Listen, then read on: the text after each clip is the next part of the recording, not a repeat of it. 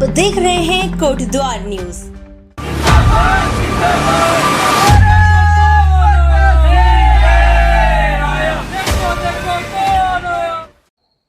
27 सितंबर को कोटद्वार महाविद्यालय में छात्र संघ चुनाव हैं। हमने आपकी बात कराई एनएसयूआई के उन तमाम अधिकृत प्रत्याशियों से जो इस बार चुनावी मैदान में है।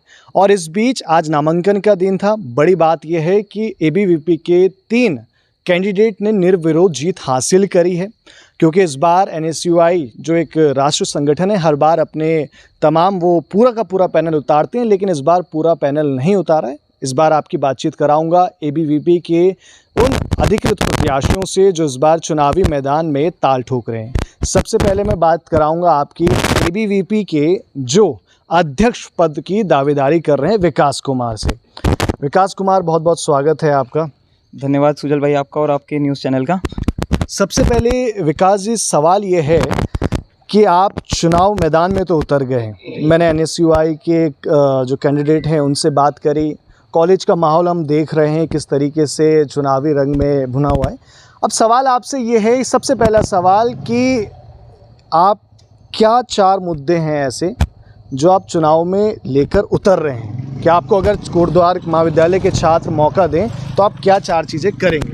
पहले तो धन्यवाद सुजल भाई कि आपने इतना समय निकाला हमारे लिए। पहले जो 4 मुद्दे हैं जिन पर एबीवीपी पहले तो पूरे साल भर काम करता है: प्रवेश, परीक्षा, शुल्क और परिणाम।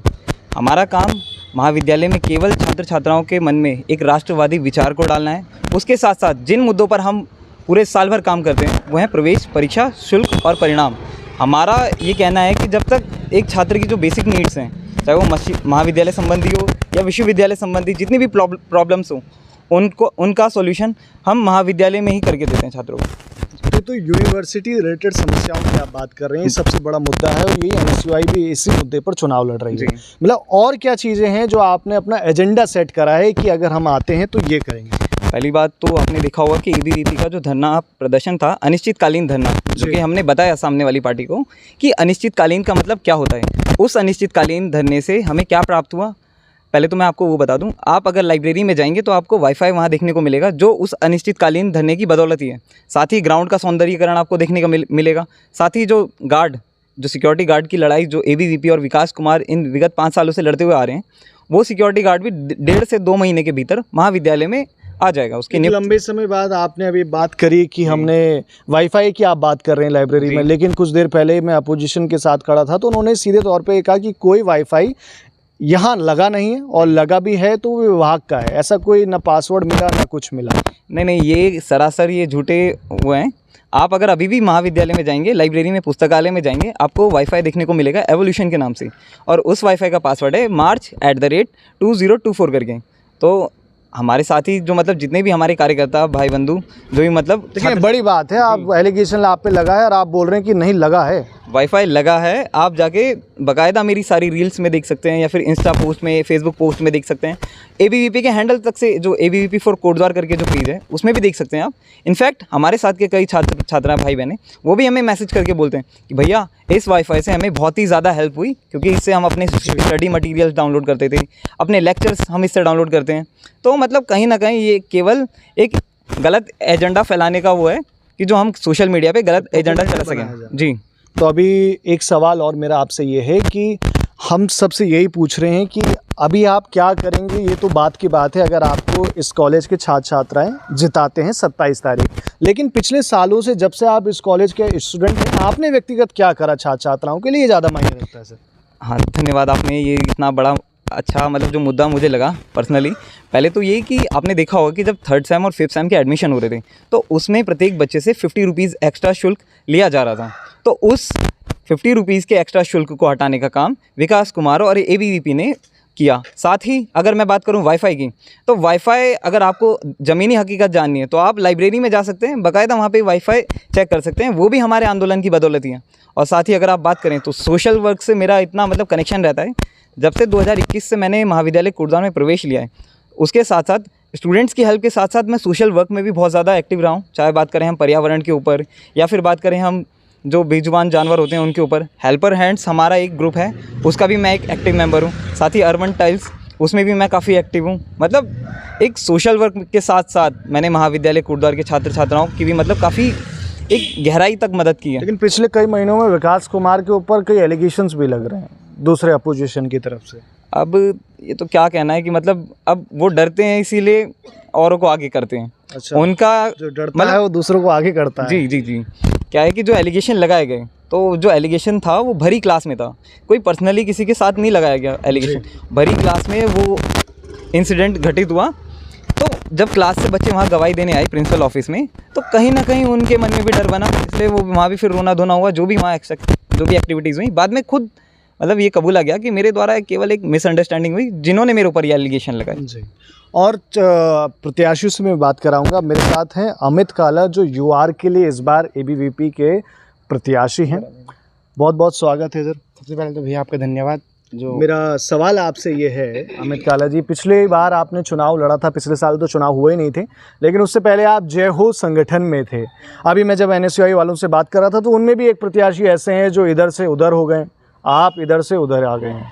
तो इसके पीछे असल वजह क्या है कि ऐसा, मतलब विचारधारा की बात है या कुछ और कारण है? भैया सबसे पहले तो ये विचारधारा की बात है। 2023 में जब बच्चा इस कॉलेज में आता है तो मैंने भी जब मैं मेरा काम कराया वो उसी पार्टी के किसी ने करवाया था मेरा काम, तो मैं उस टाइम उनसे जुड़ गया। तो मैंने देखा कॉलेज में कि पूरे साल भर हेल्प डेस्क ले गए, प्रवेश परीक्षा परिणाम तीनों टाइम विद्यार्थी परिषद काम करती है। तो मैंने चाहा कि मैं उनको जानूँ। 2023 में जब मैं चुनाव का परिणाम आपको पता है कितना क्लोज रहा है मेरा भी, और उसके बाद मैं जुड़ना चाहा। मैंने काम करा संगठन के लिए। मैंने 2 साल काम करा, 2023, 24 और ये 25 चल रहा है। संगठन ने मुझे उस लायक समझा तो मेरे को यूआर के प्रत्याशी के रूप में घोषित किया था। तो यूनिवर्सिटी रिप्रेजेंटेटिव, और सबसे बड़ा काम तो इसी का है। बहुत सारी समस्याएं यूनिवर्सिटी से रिलेटेड हैं। भैया सबसे पहले तो मैं बोलना चाहूँगा 2023 में जहाँ से जब मैं लड़ रहा था, मैंने यूआर का भी देखा था, आप ही के चैनल के माध्यम से देखा था। उन्होंने एक मांग रखी थी सिंगल विंडो सिस्टम। तो मैं कहना चाहूँगा कि मैं बड़ी बात नहीं कहूँगा मैं ये बोलूँगा उन बच्चों की 2023 में जब उसने ये वादा किया था छात्रों के बीच में कि सिंगल विंडो सिस्टम लाएंगे, कॉलेज से ही बच्चों की समस्या का हल होगा। 2023 में आपने देखा अभी तक कोई सिंगल विंडो सिस्टम नहीं आया। एक बालिका तो मेरे बहुत ही कहते हैं, एबीवीपी वाले भी पहले कहे, बहुत कहे। भैया आपने अभी जैसे कि देखा कि हम बैठे थे, हमारी एक मांग, उसमें मूल्य मांग ये भी थी कि एक बालिका थी जिसका रिजल्ट ख़राब हुआ था जी। उस लड़की का मैंने खुद ही आरटीआई लगाई थी। वो 40 से 45 दिन में उस लड़की जब आरटीआई मेरे पास आई तो उस आरटीआई में मैं देखता हूँ कि एक सेक्शन में उसके 20 नंबर, दूसरे सेक्शन में उसके 15 नंबर, जिसका मूल्यांकन होता है 35 नंबर। तो यूनिवर्सिटी द्वारा उस 35 नंबर जो 20 और 15 और 35 हो रहे थे उसको 25 किया जाता है। तब मैं प्रधानाचार्य द्वारा मैंने उस लड़की का 1 हफ़्ता लगा तो उसका रिजल्ट क्लियर हो जाता है। पर गलती होती है, 35 दिन वो होते हैं और 1 हफ़्ता होता है 40 दिन, और पीजी की डेट 40 दिन के लिए नहीं खुल जाती, तो और सीट भी फुल हो जाती है उस कारण, तो बच्चे का एडमिशन नहीं हो पाता। तो मैं इतनी बड़ी बात नहीं बोलूँगा कि मैं सिंगल विंडो सिस्टम लाऊंगा, पर मैं अपने तरीके से पूरी कोशिश करूँगा। अभी भी हम 5 दिन के लिए धरने में बैठे थे, चुनाव के कारण हमें उठना पड़ा, आपको पता है सरकार द्वारा हम पे प्रेशर बनाया गया, पर मैं इस बात का पूरा प्रयास करूँगा कि हम सिंगल विंडो सिस्टम इस कॉलेज के अंदर लाएँ। इस बीच मैं आपको सत्र 2025-26 के जो होने वाले उपाध्यक्ष हैं उनसे भी बात करा लेता हूं। सबसे पहले तो आपको बहुत बहुत शुभकामनाएं। धन्यवाद भाई साहब आपका। कैसा लग रहा है आपको कि आप निर्विरोधी जीत हासिल कर दी? आपने एक बयान आपका वायरल हुआ था कि एनएसयूआई का सुपड़ा साफ है, तो ये तो आपको बहुत सिक्सर मिल गया। जी, जैसा कि आपने देखा है कि 3 पद पे तो वो डर गए, उन्होंने उठाया ही नहीं कैंडिडेट। तो अब मन नहीं था उनका, इस बार कह रहे थे। मन क्यों नहीं था उनका? कैंडिडेट आए ही नहीं कि हम नहीं लड़ रहे। कैंडिडेट बच्चों का एडमिशन वहाँ रह गया था, नंबर कम हो गए थे, ऐसा वो कहे अभी? ऐसा वो तो उनको पहले होना चाहिए था ना। वो तो आप अपनी मर्जी से कुछ भी कह सकते हैं जब हुआ नहीं। तो सुपड़ा साहब मैंने कहा था, मैं कहता हूँ होगा। आगे की 3 सीट भी हम ही जीतेंगे, पूरा एबीवीपी पैनल जीतेगा। मतलब 3 सीटें आ गई हैं झोली में, तो विश्वास कितना बढ़ गया है? विश्वास बहुत बढ़ गया है। तो ये 3 सीटें और बाकी जो हैं इनमें थोड़ा डगमगा रही हैं कि ठीक ठाक है मामला? ठीक ठाक चल रहा है, सब बढ़िया चल रहा है, आगे चल रहे हैं सब आगे। तो 27 को क्या देखेंगे हम फिर? एबीवीपी पूरी 27 को मिलेंगे फिर? जी सर। और ये तो कुछ ऐसे उपाध्यक्ष पद पर, सह सचिव, कोषाध्यक्ष, तीनों ही पद आपके पास गए हैं। अब मैं बात कराऊंगा जो सचिव पद पर इस बार उम्मीदवार हैं एबीवी से। आपका क्या नाम है? मेरा नाम पलक है। तो पलक जी, इस बार चुनावी मैदान में आप हैं, तो आप एज अ सचिव, सेक्रेटरी के तौर पर आप क्या क्या चीज़ें, क्या क्या मुद्दे लेकर, आप स्पेशली एक महिला भी हैं, तो आप क्या महिला सशक्तिकरण को कितना आगे लेके चल रहे हैं इस कॉलेज के अंदर? तो जैसे कि आपने बोला है कि महिला के लिए क्या क्या कर सकते हैं हम, स्पेशली गर्ल्स के लिए। हाँ जी, स्पेशली गर्ल्स के लिए। तो पहले तो हम इस कॉलेज में सिक्योरिटी गार्ड की जो हमने धरने में डिमांड भी रखी है उसको लाने की जल्द से जल्द कोशिश करेंगे, क्योंकि आए दिन कोई भी आ जा रहा है कॉलेज के अंदर, ना आईडी कार्ड है ना प्रूफ है, कैंटीन में बैठे रहते हैं। कल को कुछ घटना घटित होती है तो उसको जिम्मेदार कौन होगा? इसलिए हमें थोड़ा वो तो चाहिए ना कि सिक्योरिटी चाहिए जिससे लड़कियां सेफ फील कर सकें। तो उस चीज़ के लिए हमें सिक्योरिटी गार्ड के लिए चाहिए, और गर्ल्स फुटबॉल टीम के लिए भी अप्लाई किया गया है कि हमें यहाँ कॉलेज में गर्ल्स फुटबॉल टीम भी लानी है ताकि हम लड़कियों को और आगे तक। ये सारी बातें आपने स्पेशली गर्ल्स के लिए सोच के रखी हैं कि आपको अगर मौका मिलता है तो आप ये करेंगे। आप ही के एक खास दोस्त हैं जो इस बार सचिव के पद पर चुनाव लड़ रहे हैं, यहाँ से वो वहाँ गए हैं, तो उनका तो आपने टिकट खा लिया ना? टिकट खाया नहीं है उनका मैंने, पहले तो ये चुराया गलत ना मैंने खाया है ना मैंने चुराया है। देखिए हमारी बात हुई थी, मतलब नॉर्मल बातें जैसे होती हैं एज अ फ्रेंड, हमारी बहुत अच्छी दोस्ती है। बट अगर ठीक है वो अगर मेरे अपोनेंट में खड़े हैं तो ठीक है, अच्छी बात है ना, वो भी अच्छे से लड़े मैं भी अच्छे से लड़ी, बाकी नथिंग और। जी, अब मैं बात कराऊंगा, आपका क्या शुभ नाम है?